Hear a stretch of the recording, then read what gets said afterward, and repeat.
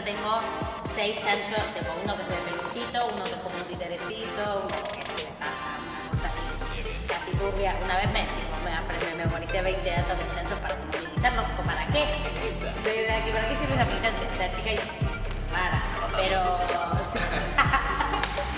la gente dijo, ¿cómo? Hola, Gofe,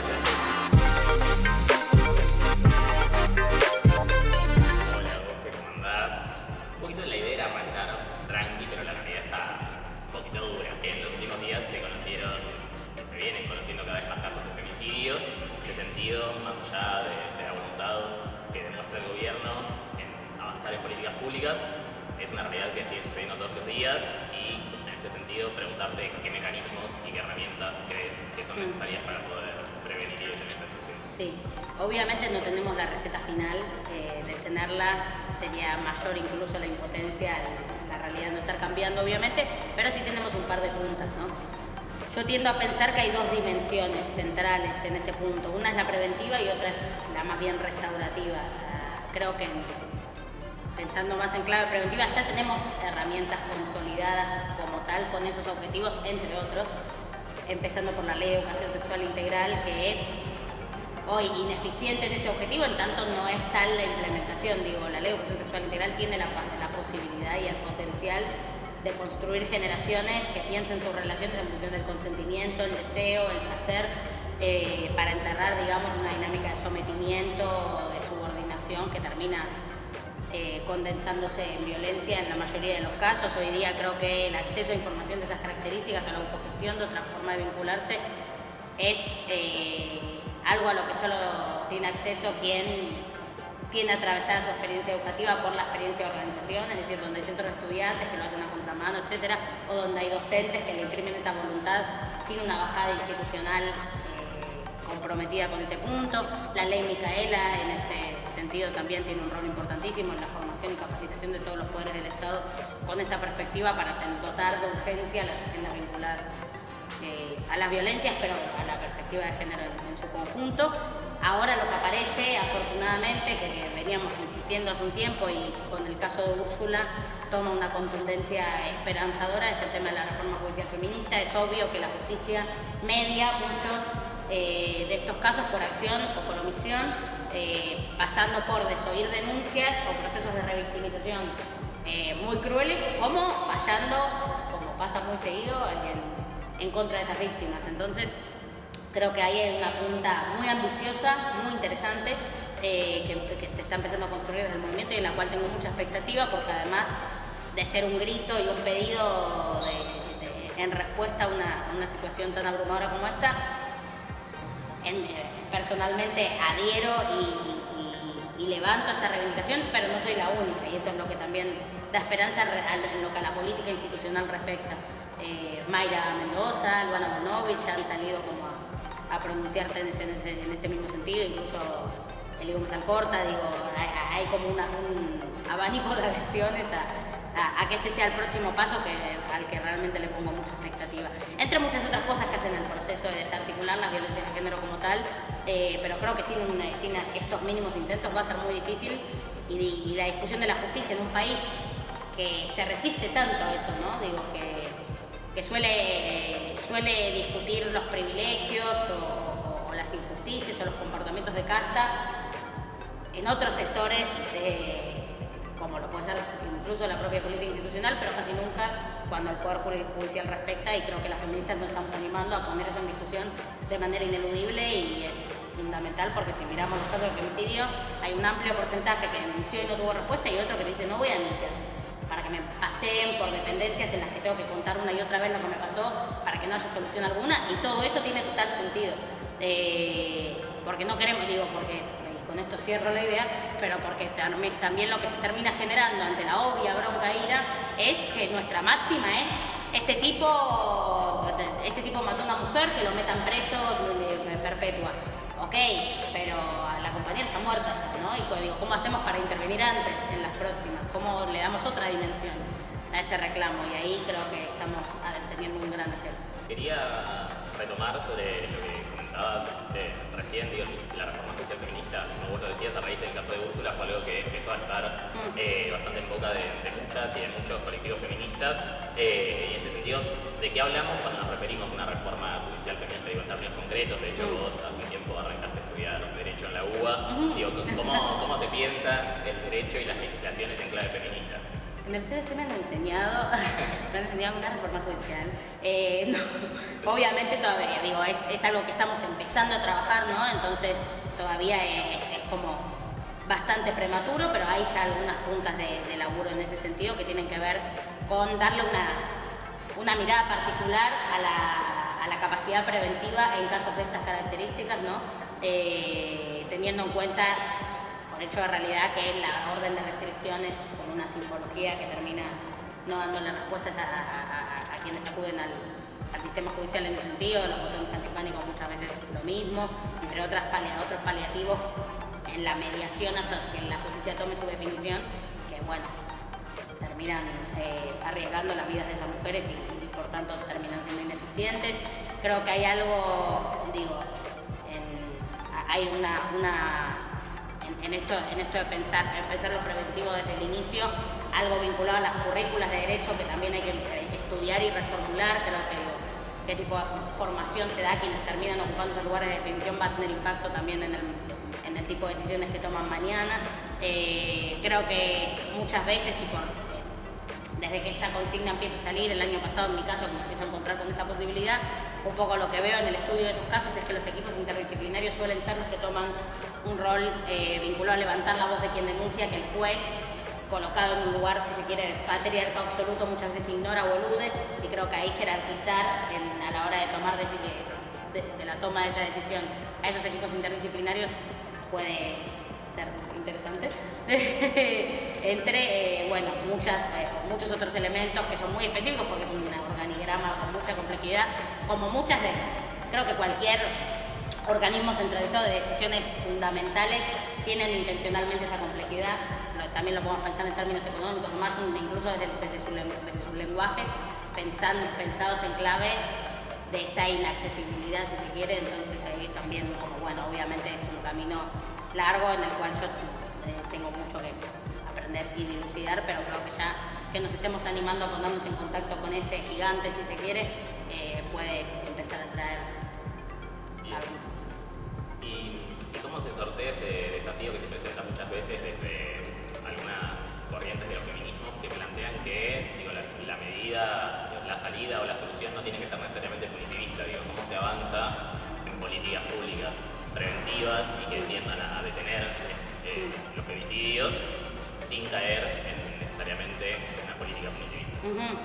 Bueno, yo siempre igual con esto le pongo un matiz, porque entiendo como el debate teórico en relación al punitivismo, pero creo que no sirve como estrategia alejarse de ese fervor o de esa primera ira, que es la que construye a la tendencia más bien punitivista, ¿no? Como que creo que muchas veces, en casos muy... en esos casos con los que nos encontramos que son especialmente perversos, especialmente como choqueantes, terminamos como encerradas en un debate en relación a ese punto en el que establecemos ciertas distancias que no sé si al final terminan siendo la mejor estrategia. Entonces yo intento puentear un poco como esa discusión, intentando comprender como ese fervor y entender que incluso, yo tengo una mirada en la cual con los hechos consumados es importante también como generar esa noción de justicia. El tema es cómo articulamos una estructura de justicia que no dependa de arrojar esa ira encima de algo, sino de que haya un procedimiento de resolución lógico y protocolar ante situaciones de esas características. Pero creo que a lo que nos referimos con antipunitivismo tiene más bien que ver con, y creo que esto es como la idea núcleo que genera ese puente, es con evitar llegar al hecho, ¿no? Es como debería ser lógico, debería ser un acuerdo. Y tiene que ver con lo que decía antes. No tiene que ver con no estar de acuerdo o no comulgar con la idea de condenar a un femicida. Sí, hay que condenar a un femicida, pero no quiero condenar más femicidas, no quiero, nadie quiere más femicidios en Argentina ni en ninguna parte del mundo. Entonces, digo, ahí creo que ahí está el centro del debate, pero que creo que los tonos en los que se expresa teóricamente muchas veces terminan haciendo que suene menos obvio cuando lo es, creo. Digo, que termina siendo ese un deseo común del feminismo en Argentina. Bueno, ahora sí, calmando un poquito más las aguas y retomando un poco también de tu trayectoria y de tu carrera política, joven, pero carrera política en fin, que viene creciendo ya hace varios años. Un poco tu referencia se forja al calor de dos grandes luchas, una relacionada al aborto concretamente y otra relacionada a las luchas educativas. Arrancando quizás por el tema del aborto, consultarte qué implicó y cómo atravesaste vos y cómo viviste el 29 de diciembre cuando efectivamente se termina aprobando y sancionando en senadores el derecho y la ley de interrupción voluntaria del embarazo. Bueno, lindo día. No, obviamente también creo que esta segunda votación tenía la característica de nuestra parte de mucha impaciencia, ¿no? Como de, listo, si no es ahora, no entiendo qué se hace, nos prendemos fuego a todos. Entonces como que había una confianza, no una confianza ciega, sino una confianza fundada en la capacidad de movilización ya demostrada, expresada en todas las jornadas que se desarrollaron desde la existencia de la campaña esta parte, pero sobre todo en 2018 esta parte. Entonces había como unas ganas de desahogar como ese acumulado por la firme convicción que veníamos expresando, que es la de la necesidad de ese derecho en la Argentina. La verdad fue muy lindo y es como se pudo ejecutar, digamos, ese desahogo, pero sobre todo además fue como la sensación de ver en esa conquista la demostración de que el alza que viene atravesando el movimiento feminista en Argentina da resultados, ¿no?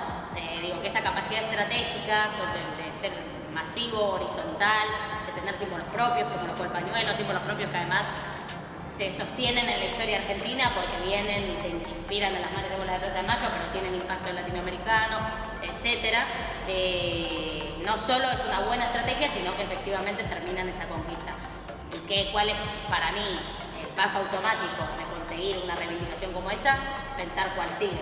Entonces para mí creo que también fue lindo como decir, todo esto construido vale la pena a partir de ahora, resuelve el problema que veníamos discutiendo, pero todo lo que giraba alrededor de esa discusión en términos de potencialidad del propio movimiento como de agenda reivindicativa, ahora tiene más espacio todavía, ¿no? Obviamente que sigue, digo, que ahora hay que ver cómo es la implementación, hay como todas situaciones muy delicadas en relación a eso, hay provincias que se siguen resistiendo a la implementación de la interrupción legal, imagínate la voluntaria. Entonces a esa parte del proceso no hay que subestimarla, pero creo que obviamente nos carga de fuerza o energía para pensar que sigue. E incluso creo que no es casual que a la situación, a la problemática de los femicidios, que venía teniendo sobre todo una lógica de denuncia, ¿no? Como más enunciativa, ahora se haya vuelto propositiva. Creo que tiene que ver con que se abrió ese espacio y nos dimos la oportunidad de denunciar el programa de propuesta. Bien.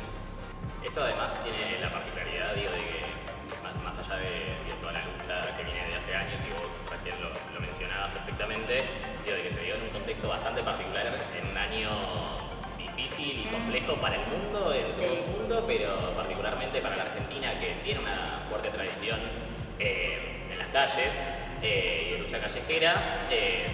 Si mal no recuerdo, las dos jornadas de diputados y senadores fueron quizás las primeras expresiones de mayor movilización popular luego de 20 de marzo, donde inició un aislamiento social preventivo y obligatorio, donde un poco se frenaron un montón de cosas, obvio con luchas que continuaron en paralelo y de distintas modalidades, pero el aborto volvió a ser foco quizás, así como lo había sido en 2018, un poco de muchísima movilización. En ese sentido quizás preguntarte más en lo personal, digo, el haber estado ahí, el haber vivenciado ese momento con compañeros, digo, ¿cómo lo viviste más en un plano personal?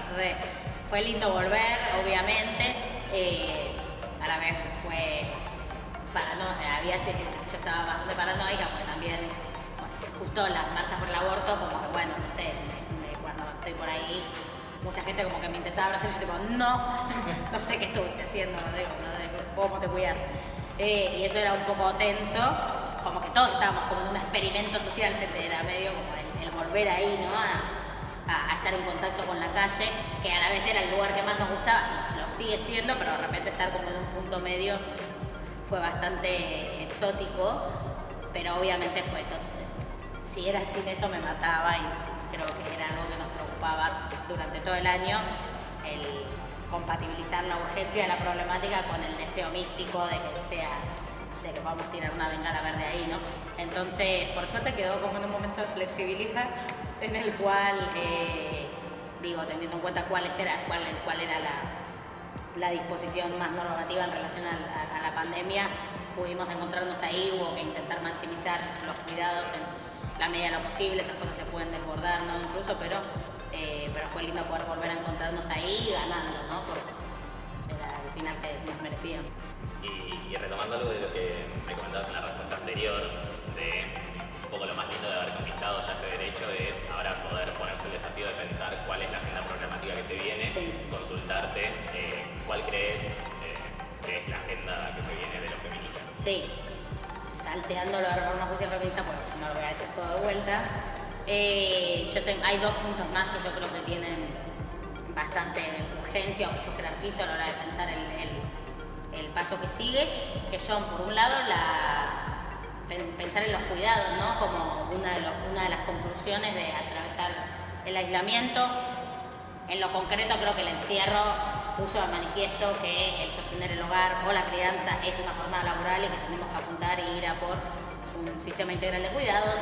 Eso que llaman amor es trabajo no pago, pero es una frase muy conocida que lo sintetiza bien, así que ¿para qué intentar explicarlo mejor? No porque no se ame a sus hijos, hijas o lo que sea, sino que nuestro amor tiene un precio mucho más alto que el de ellos. Entonces creo que ahí hay un punto clave. Los cuidados en un sentido más amplio, pensar en la dimensión de los cuidados comunitarios, en eso que en algún momento se nombró como Ley Ramona y que todavía está en veremos. Creo que sería importante avanzar en un reconocimiento económico para esas compañeras, generalmente compañeras, que es para poner las ollas populares, los comedores, los merenderos. Sobre todo teniendo en cuenta que una de las primeras cosas que decíamos cuando empieza el aislamiento es no te cuida el mercado, te cuida el Estado. Y es cierto, pero cuando el Estado cuando no llega al Estado, está la organización comunitaria, ¿no? Y creo que una forma de avanzar en un Estado que cubra y contenga más de lo que hace,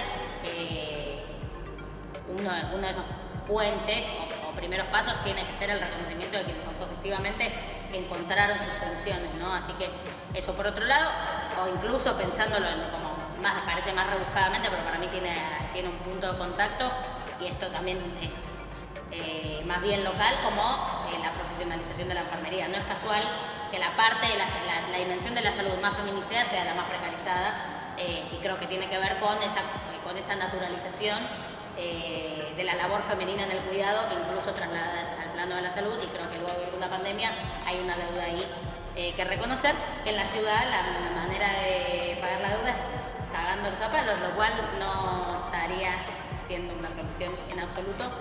Por el contrario, es una lógica bastante perversa, así que bueno, estamos peleando y acompañando sobre todo esa pelea para avanzar en ese sentido. Vuelvo a decir algo más, no me olvidé, ¿puedo?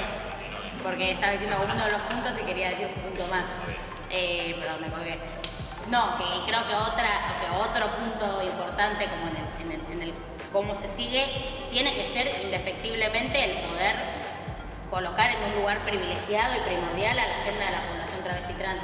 Creo que hay como un acuerdo en que estamos en una situación de crisis socioeconómica muy alta, pero vos ves los números de una cosa y de la otra y no podés creer que no se le dé tal nivel de jerarquía. Si nos preocupa que el número de desocupación jóvenes que alcanzan los 20 puntos o 30 en algunos casos, en el caso de la población travesti trans estamos hablando que el 90% está fuera del mercado formal de trabajo, o sea, creo que pensar en un cupo laboral trans, público, privado, integral y nacional tiene que ser algo importante y que peleemos de conjunto, y en la declaración de la emergencia habitacional como la contracara de esa situación laboral, mostrando la dificultad del acceso a la vivienda concretamente, y creo que también ese tiene que ser uno de los próximos pasos.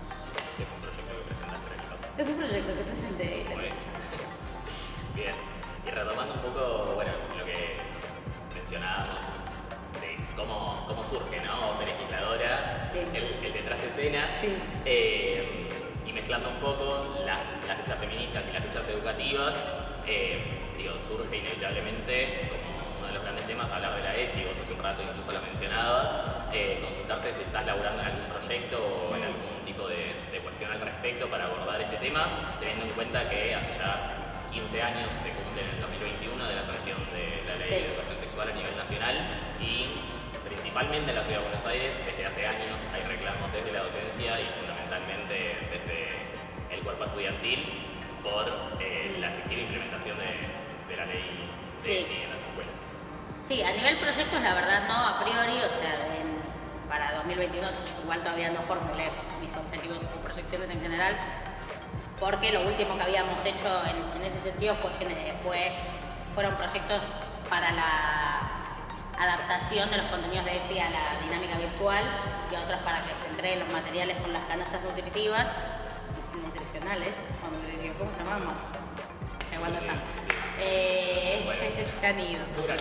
Así que, bueno, pues teníamos esas iniciativas y de cara al 2021 todavía no lo pensé, pero bueno, obviamente también es un eje que creo que hay que pensar muy en diálogo con los propios centros de estudiantes o gremios docentes, etcétera, en función de que, bueno, podamos tener un diagnóstico preciso de cuál es la situación en relación a la implementación. Obvio que igual pues, se pueden pensar un montón de proyectos, etcétera, pero siempre es una cuestión de voluntad política al final del día. O sea, si el Ministerio de Educación de la ciudad se propone implementarla, básicamente no es mucha ciencia, obviamente podría pasar, pero cada vez que se trae el tema a colación hay evasivas, no solo de la pregunta, sino de la realidad, decimos, completamente implementada, porque está chequeado que le pusieron forro en una banana en un aula. Buenísimo, o sea, la ley creo que dice un par de cosas más. Sí, bastante, sí, no tiene media carilla la ley, afortunadamente. Y hay unas pares de cosas que estaría bueno incorporar. Sí, Bien. Incluso cosas a agregarle, pues una ley de 2006. Sigue teniendo, a hoy tiene incluso una lógica medio binaria o biologicista en los temas que ahora discutimos desde otra mirada, que estaría bueno cambiar, pero el tema es que no te vas a poner a discutir la reforma, a hacerle a la ESI cuando no la pueden implementar. Entonces también parte de pensar cómo fortalecerla necesita una mínima voluntad de implementación. Y pasando ahora sí ya más al plano educativo, en concreto, este año, bueno, en realidad a fines del año pasado se terminó de votar en este mismo edificio el presupuesto educativo más bajo de la historia de la Ciudad de Buenos Aires. Qué récord lindo. Y la educación en la ciudad ya estaba en crisis y la pandemia sumó a eso. Podríamos hablar de que estamos un poquito en terapia intensiva. ¿Qué pasa y cómo se garantizan las mejores condiciones para garantizar justamente la escolaridad de niñas y de jóvenes en la Ciudad de Buenos Aires? Sí, no, es desolador el panorama en ese sentido, porque además hay un vaciamiento deliberado hace tiempo de la educación pública en la Ciudad de Buenos Aires y hay como un fingir demencia en el Ministerio de Educación, en el que cada vez, a pesar de que la realidad es esa, tienen más temperamento a nivel discursivo y como que la correlación es muy intimidante, o sea, intimidante, espero que no, pero bueno, digo, como que un poco el tono de los debates que viene trayendo Soledad Cunha, de total desconocimiento y desconexión con la experiencia educativa, que es algo que ya sabíamos que ella no tenía encima, porque no se formó en la escuela pública, porque tampoco se tomó el trabajo desde que está en el cargo en el que está, de acercarse a esas realidades. Mismo ahora está haciendo la performance de la vuelta a clases y hay escuelas en donde, por ejemplo, a principio de año una piba se cayó un tercer piso por falta de inversión en infraestructura, va ahora, no fue en aquel entonces y va ahora a sacarse la foto con la isa de la bandera por la protocolizada y genial vuelta a clases. Entonces digo, como hay ahí, bueno, una sensación de mucha impotencia en ese sentido, porque está el vaciamiento, pero ellos no muestran intención alguna de problematizar la realidad de las escuelas hoy, porque obviamente es parte de su objetivo, no es que se les escapó, que el que anotó las cuentas puso un cero menos. Entonces, bueno, la verdad es claramente preocupante. Es bueno saber que al menos en la Ciudad de Buenos Aires con las escuelas, los terciarios, etcétera, cuentan con altos niveles de organización. Yo apuesto y apostamos todo ahí también, no por desligarnos de nuestra responsabilidad o capacidad acá, pero sí confiando en que por cómo funciona la legislatura hoy y por cómo es el área educativa de terca y temperamental en particular, en esa articulación es donde podemos ponerle un freno a estas políticas de vaciamiento y destrucción. Así que esperamos que podamos obviamente seguir aceitando ese diálogo y ese vínculo para ir conquistando otra política educativa. Obviamente también esperamos en el mediano plazo poder construir otra correlación de fuerzas en la Ciudad de Buenos Aires, en las elecciones que vendrán ahora. Ojalá tengamos una legislatura con mejores números para hacer algunas cosas, que hoy esto es como directamente una fantasía de otra dimensión, pero y sobre todo en 2023 ojalá podamos convencer a la mayoría de los porteños y de las porteñas de que hay otra política posible, ¿no? Un poco retomando lo que vos decías recién, parece que ya desde hace años se nota un gran cerco mediático en la Ciudad de Buenos Aires alrededor del gobierno de turno, del color político de turno. En este sentido, sin lugar a dudas, uno de los sectores que ha logrado torcerle el brazo al gobierno de la ciudad ha sido sin duda el sector educativo, desde los gremios docentes, desde los centros estudiantes, desde distintos lugares se ha logrado avanzar en determinadas reivindicaciones, pero sin embargo sigue siendo difícil que un montón de esas reivindicaciones continúen en agenda. Durante todo el año pasado que transcurrió a través de la virtualidad, surgieron o quizás se pusieron más en evidencia muchísimas realidades que ya se venían denunciando y sin embargo en el medio de la discusión alrededor de la vuelta a clases presenciales, todo eso parece desaparecer y de pronto lo único que parece importar es una necesidad desmedida en algún punto por garantizar que las niñas y jóvenes estén el 17 de febrero en las puertas de las escuelas. Ajá. Sí. ¿Qué haces con eso, no? Qué bajón. No.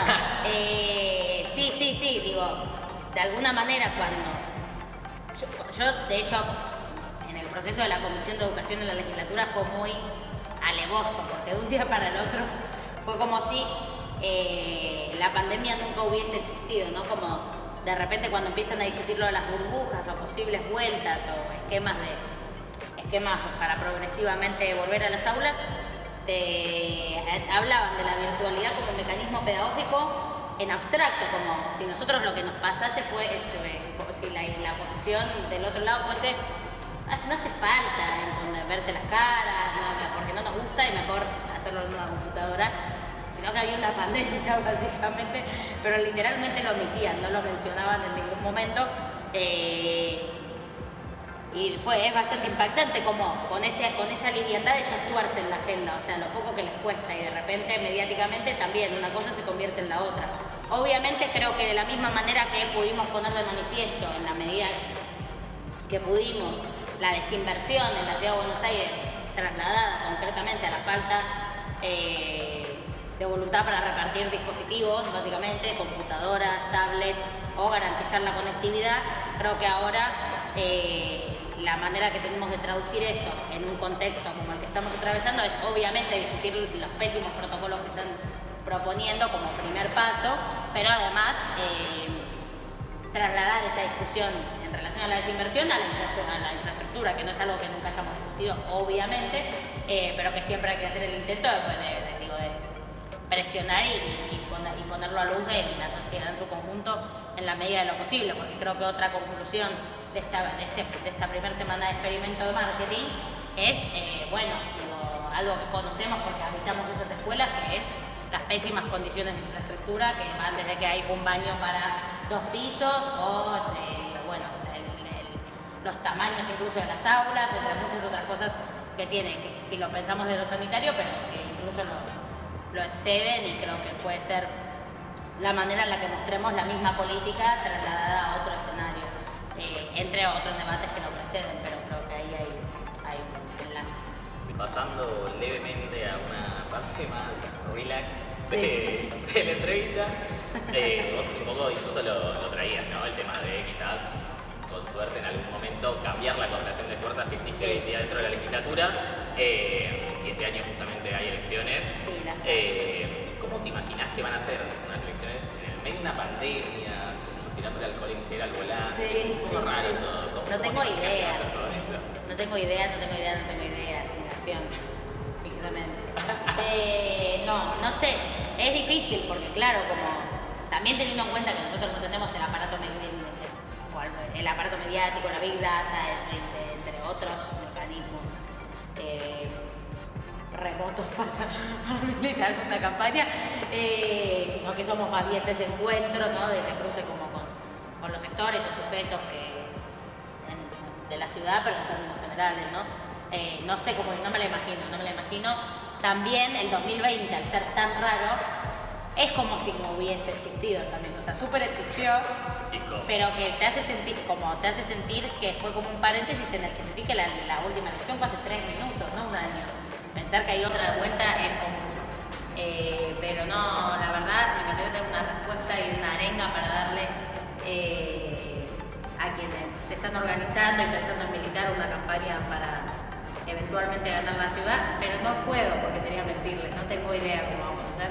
Pero obviamente, bueno, acá desde la legislatura de alguna manera vamos a aprovechar para que el desarrollo de las propuestas con las que trabajamos tanto desde el bloque, al no tener mucha capacidad de volverlas una realidad efectiva porque no les dan ni siquiera tratamiento, al menos que esas propuestas sean el programa desde el que anunciar y mostrar esas otras políticas posibles. Al menos lo vamos a intentar. Bien. ¿Y cómo atravesaste la cuarentena? Digo, hace poquito volviste al despacho, lo cual no quiere decir que el año pasado no hubo sesiones de legislatura ni mucho menos, pero cómo fue, ¿no? Readaptar como toda esa vida, y además en una etapa bastante particular donde empezabas a ejercer tu cargo como legisladora y de pronto el mundo se dio vuelta y bueno. Obviamente siempre me quejo, pero todas las quejas vinculadas a la cuarentena no valen porque no me pasó a mí sola, no es que cerraron mi despacho por obra y tuve que hacerlo en mi casa. No, obviamente volver es un alivio, no por volver al despacho en sí, que obviamente sí me puedo poder hablar de que es más fácil organizarse, como el tema de dinámica laboral, porque estar al palo en el mismo lugar en el que dormís, comés y pelás es raro, ¿no? Como una cosa que se discute en plano, que ahora de hecho serán debates que te vengan seguramente, pero no era eso de lo que iba a hablar. No, obviamente está bueno volver en ese sentido, pero sobre todo lo que me entusiasma es poder volver a estar en contacto con las problemáticas que tengo que desarrollar técnicamente, porque la verdad tener un Zoom en el que te cuentan que algo funciona de tal manera, que algo está fallando, tenés sensación de responsabilidad, lo absorbés, lo tomás, lo traducís, pero estar en contacto directo con eso que si no te cuentan en una computadora, te marca otro ritmo a vos, como el compromiso se asume desde otro lugar, ¿no? Más tangible y como de una presión positiva más interesante. Así que sobre todo estoy manija de eso, de volver como a encontrarme de manera directa con esas cosas que estaban tan mediadas por una cosa abstracta que las haces y que te tendés al modo automático, no a resignarte, pero sí a conmoverte menos. Una falta incluso quizás, o consultarte, ¿no? Quizás no lo sentiste. Como quizás la imposibilidad un poco de proyectar a largo plazo en medio de un escenario también de incertidumbre, quizás no tanto ahora, quizás sí más sentida hace unos meses, pero en un contexto en el cual incluso en este momento no se sabe bien cuál es el punto final. Sí. No, eso es fuerte. Pero bueno, de alguna manera estamos ahora, el plan de vacunación en ese sentido como genera una expectativa de poco a poco ir volviendo, no atrás en el tiempo porque es imposible, los aprendizajes y los efectos de este proceso son lo que son, pero sí teniendo acceso a las herramientas con las que solíamos contar. En todo el tiempo que tuvimos para pasar en nuestras casas durante el año pasado, durante el 2020 pandémico, si tuvieses que comentarme, ¿cuál es la mejor peli que viste? La mejor peli que vi.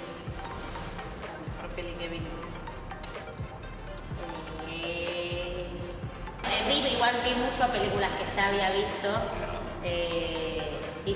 De hecho, Parasite la vi 3 veces porque la vi yo. Hice que la vea mi madre, hice que la vea mi hermano. Y por alguna razón, en vez de convencerlos, la quise ver con ellos. Y ya la tercera vez de pasar por esa experiencia no tuvo tanto sentido. Pero bueno, lo hice. Está muy bien. El origen, que es medio mi película favorita de siempre, también la vi de vuelta, no sé, mucha repetición. Muy bien, muy bien. ¿Y cuál es la mejor serie que viste durante el 2020? Es que tengo dos. Está bien, te lo permitimos. Gracias. Gracias, la producción me cuida mucho. No, pero es que son bien distintas, pero las dos tienen mucho valor para mí. Nunca había visto bien The Office, así tipo de pe a pa, y la vi, puede ser que 3 veces solo en cuarentena. Sí. Tipo la primera, la última 3 veces seguidas. O sea, es algo típico de la gente que tiene mucha ansiedad, que le gusta saber lo que pasa al punto de memorizárselo. Así que fue un vínculo muy fuerte con The Office. Obra maestra, creo que la gente mucha lo sabe. Quien lo vio lo sabe, si no la viste te odio. Y la otra es Itaewon Class, que es un drama coreano muy increíble a mi gusto. Ahora voy a ver otra con un mando porque no me van a hablar de Corea porque no paro. Pero Itaewon Class, fascinante, recomiendo Netflix. Muy bien. Y si tuvieses que definir como tu género musical favorito, ¿estás más del lado del perreíto o más del lado del rock and rollcito? Rock and rollcito no. Pero. No, más bien perreíto. Estoy medio. Lo que más escucho son. Está por fuera de esa dicotomía. Pero entre rock y perreíto, perreíto. Bien. ¿Y qué es lo que más escucha Ofe Fernández? ¿Qué es lo que más escucha Ofe Fernández? Tengo. Así como lo que más. Mis consumos más obsesivos de todos son BTS, K-pop, Ariana Grande. Eso es como un ciclo de loop eterno obsesivo en el que los charts de Spotify me dicen para un toque, pero después tengo escucho permanentemente mucho del R&B o rap yankee por lo general, y de eso soy también bastante fanática de Franco Ocean, también incluso la movida más del trap, la Travis Scott, Tyler, bla. Bien. Una pregunta así medio colgada que nos quedó por ahí. ¿La chancha pelota o Adrián Fernández? Yo tengo una obsesión con los chanchos, una obsesión tóxica. En mi casa tengo 6 chanchos, tipo uno que es de peluchito, uno que es como un titerecito, como que me pasa una cosa ahí casi turbia. Una vez me memoricé 20 datos de chanchos para no militarlos, ¿para qué? ¿Para qué sirve esa militancia? Era chica y rara, pero... La gente tipo... Vamos a hablar de la chancha. Pueden reconocerse en el espejo. No, pero entonces la chancha pelota porque es un chancho y tengo como esa reivindicación. Pero Dylan es Dylan, ¿no? Lo amo también. Y aparte tengo una perra, también soy bien perruna, pero el chancho me pasa algo ya más loco. Genial. Y ahora te vamos a pedir que agarres tu celu y que entres al chat que quieras. Sí. Y que podamos ver para que nos digas cuál es el sticker que más usas. ¿A qué chat no me compromete?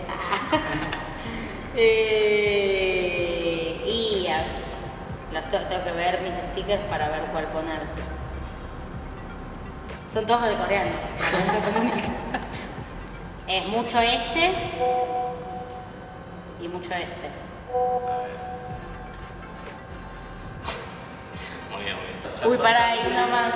Bitch repellent.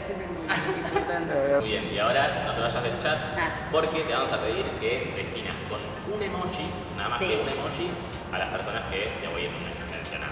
Uy, miedo. ¿Estás lista? Sí. Bien, Feynman.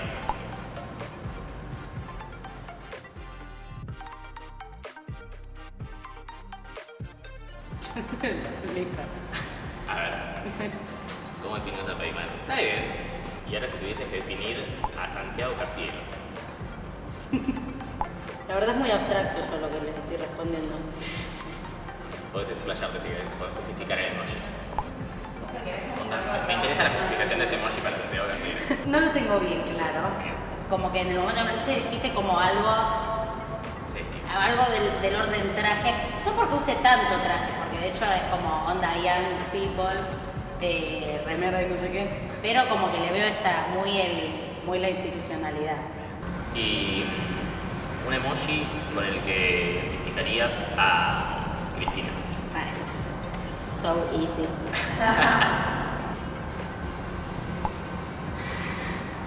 Muy bien. Porque es una reina. Sí, sí.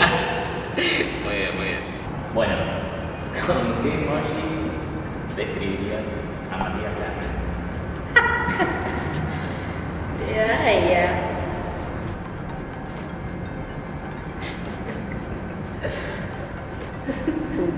Porque siento que tiene un aura paternal. Le mando un beso y un abrazo. Un besito para Mati. Bien, y ahora a la ex ministra de Seguridad, Patricia Bullrich.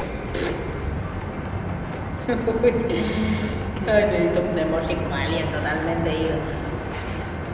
No, es cierto que ahora la pistola esta es Una pistolita muy poco intimidante. Sí. Esto es un poco más curioso. octavo de lo que Bullrich representa. Y a la ministra de Educación, Soledad Acuña, que la mencionábamos hace un ratito, ¿cómo la Sí, describirías? uy. Qué emoji. Bueno, va a ser muy rebuscado.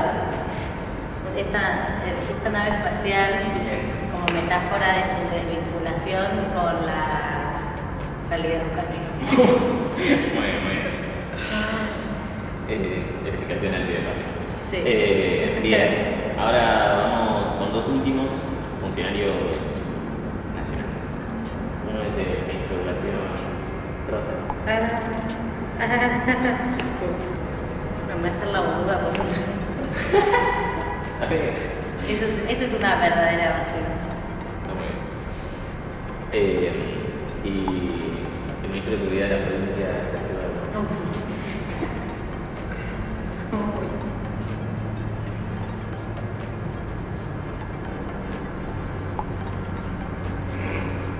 Una bestia extinguida y salvaje. Bien, bien. Extinta. Bueno, ¿Tiene entonces, humor? por el día de hoy. Maravilloso. Agradecemos mucho por tu tiempo y vamos a tomarlo un vino. Y sí, Muy bien. muchas gracias.